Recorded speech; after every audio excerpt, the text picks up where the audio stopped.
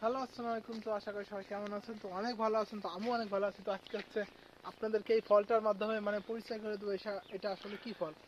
অনেকে আমরা আছি গ্রামের ভাষায় এটাকে ধুন্দল বলে থাকি, কিন্তু ভাই আসলে এটা কিন্তু ধুন্দল না। এটা একটা হচ্ছে বন্য একটা বিশেষ ফল। তো এটার ভিতরে কি থাকে সেটা আমি আপনাদেরকে দেখাবো। দেখতে পাচ্ছেন, একটু লক্ষ্য করে এই যে ফলটা বের করলাম।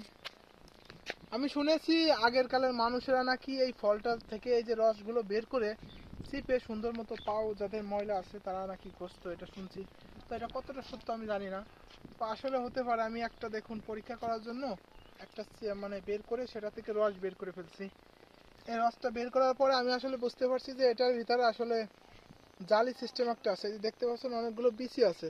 তো এই বিচিগুলো আসলে বের করে সুন্দরভাবে হচ্ছে বিচিগুলো বের করে ফেলতে হবে। দেখুন, বের করার পর তারপরে এটা হচ্ছে সম্ভবত পানিতে ধুতে হবে। পানিতে ধোয়ার পরে রোদে নেড়ে দিলে এটা হচ্ছে শুকোয় যাবে। তো শুকোয় গেলে এটা দিয়ে আমরা হচ্ছে বিভিন্ন হাতে পায়ে ময়লা হইলে সেটা পরিষ্কার করা হয়। অনেকে হয়তো ভাবেন যে এটা ধুন্দল। তো আজকে থেকে আমার ভিডিওটা দেখে বুঝে ফেলেন যে এটা আসলে ধুন্দল না। এটা একটা নাম, জন্য কি যেন নাম, কি একটা নাম মনে পড়তেছে না। তো